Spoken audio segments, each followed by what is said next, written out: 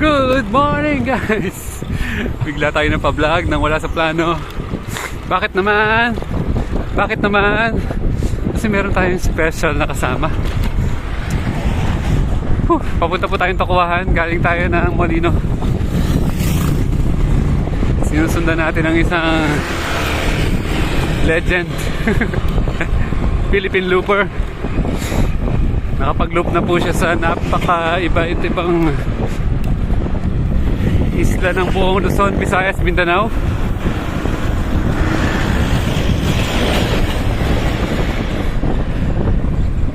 Hindi pa niya alam na nagbablog ako.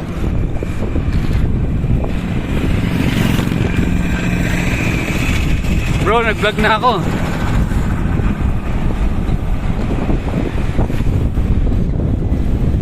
Ganyan po ang kanyang dala. 70 kilos yan. Mga ka-friends. Gusto kong mag Philippine loop din, pero baka hindi ako ganyan karami magdala ng gamit. Dami. Sobrang dami.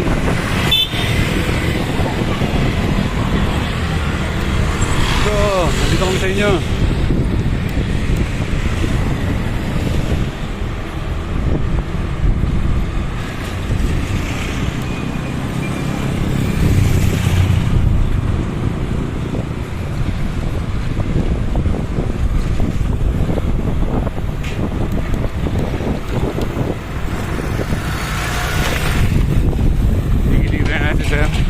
Pwede ba natin siyang interviewin? Try again. 2 minutes lang nag ano na yung phone natin, tawag dyan, overheat.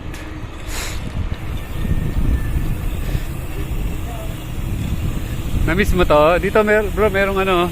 Nabuhan lang to dati. So, balik natin dito, mayroon ng malaking ano dito. Malaki pala yung plano dito, no? Commercial, no? Namiss ko to, isang taon ko dito ba? Ang pagbabalik ni Victor sa ako itong lugar pag umaga. Welcome back to Cavite.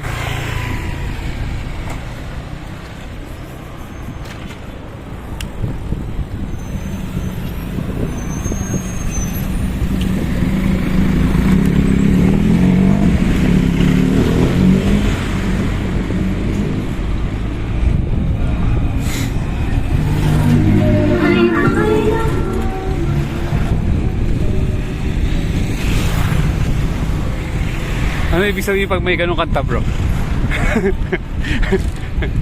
Parang hindi maganda yun. Ha? Sarap ng balik mo dito.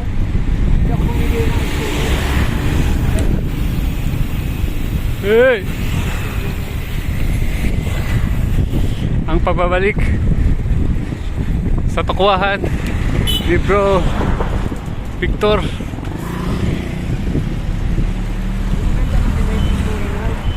Ha?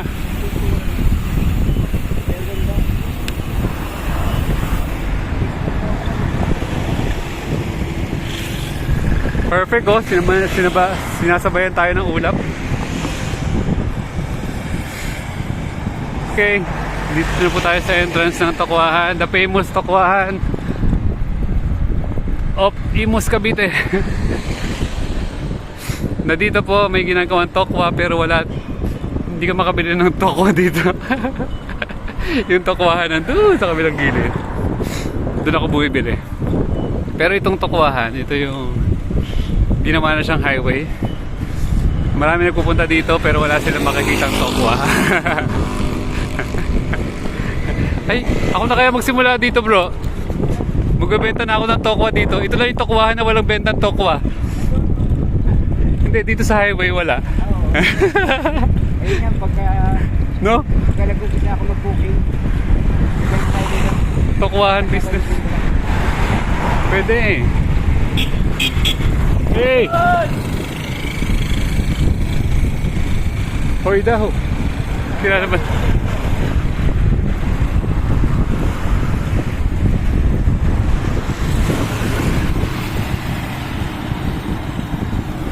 Yo, matatapos natin itong vlog. Nakaka 3 minutes na po tayo. Kanina 2 minutes. Idudugtong na lang po natin. So, alam niyo naman ang ating style. Pag meron tayong gustong gawin sa buhay, kailangan magpaturo muna tayo sa mga expert. So, alam niyo naman, last month, nagpunta po tayo sa Bicol. Nag 31 days ride tayo doon. Pero ngayon, mukhang hindi na lang tayo Bicol, may gagawin tayong iba. Kasi na-meet na natin yung Philippine Looper. So dahil nakamit na tayo ng Philippine Looper, kukunti lang yan. Malapit na tayo dyan. Pwede na rin natin magawa yan. Woo.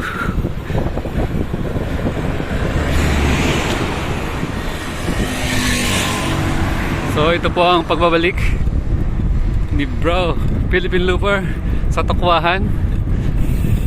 Ano mang napapansin mong kakaiba? Maganda ba dito? Dito yung may batang namatay. Sa ticket na walang dahon yan. Yun. Ito? Pinagkasal namin siya nung namatay sa friend. Kailan pa yun? Last year? Last 2 years. 17 years old. Disgrasya. Alam mo, masakit na. Nabangga siya dahil sa aso. Umuwi siya sa aso. Hindi, yung aso, yung may ano ng aso ba? May hawak ng aso na anuhan ng sasakyan. Umiiwas yung sasakyan. Kaya yung bata,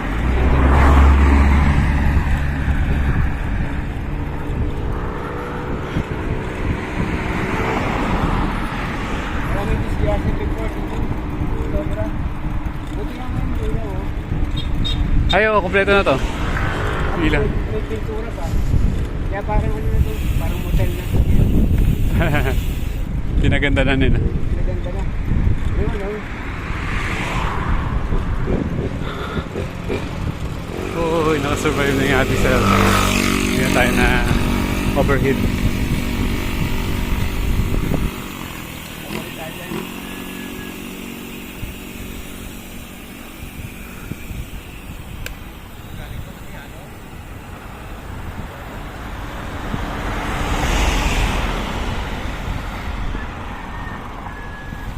Buko.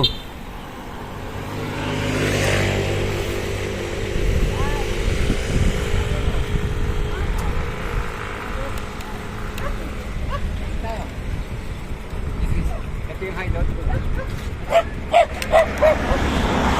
Ito ba yung mga bantay mong aso?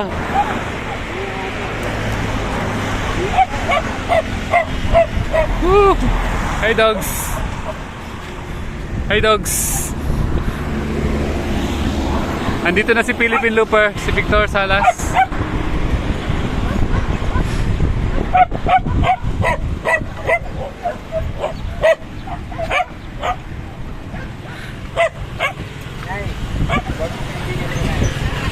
Sinanay po.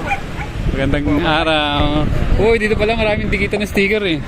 Oh, shout out mga sticker. Maglalagay din ako dyan mamaya. Ano pangalan niyo, Nay? Josie. Nay Josie, pag pumunta kayo sa Tokwahan, ha, inom po kayo dito ng kape. At maraming tubig na malamig. So ito po ang una natin pinuntahan. Kape. Ano pa po? Kape, tayo. Galing po siya. Ay, magkapit po kami. Puso po. Ito.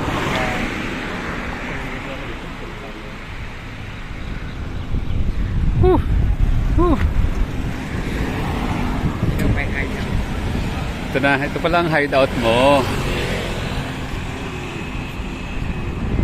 Sabay bandang likuan.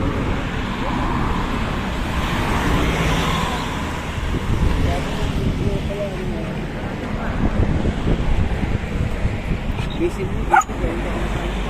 Wala po ba napunta dito? Doon may buko. Doon may ano. Okay. Ang ingay ng aso. So ganito lang po. No vendors allowed dito, pero maraming vendor. Natapusin ko ba itong video? Meron pa akong 4 minutes. Kanina 2 minutes. So, ang gagawin ko, konti na lang. Kailangan ko na lang ng 2 minutes. 2 minutes and 2 seconds. Yun. Hello guys. Ito po yung mga ano natin, City of Imus. Kawai. Yun. Huwag kayo nyo kalimutan mag-like sa Buhay Sakto.